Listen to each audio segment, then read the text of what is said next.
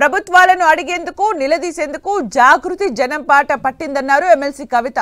కృష్ణా జలాలను నల్లగొండకు తీసుకురావాలని, లేకుంటే భూ నిర్వాసితులతో సీఎం ఇల్లు ముట్టడిస్తామన్నారు. నాగార్జున సాగర్ ఎడమ కాలువను తెలంగాణ సర్కార్ తమ ఆధీనంలోకి తీసుకోవాలని కవిత డిమాండ్ చేశారు.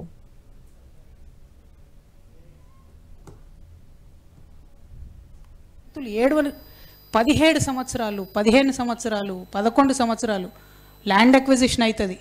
అక్కడ వాళ్ళ ఇంట్లో ఉన్న పిల్లలు 18 సంవత్సరాలు ఏజ్ దాటిపోతుంది. ఉద్యోగం లేదు, ఉన్నటువంటి పొలం సాగు చేసుకోవాలనో లేదో తెలియదు. మరి ఇదే బంగారు తెలంగాణ, ఇదే మనం సాధించిన గొప్ప తెలంగాణ అంటే ఇదైతే కరెక్ట్ కాదు. ఇది మారాల్సిన అవసరం అయితే ఖచ్చితంగా ఉన్నది.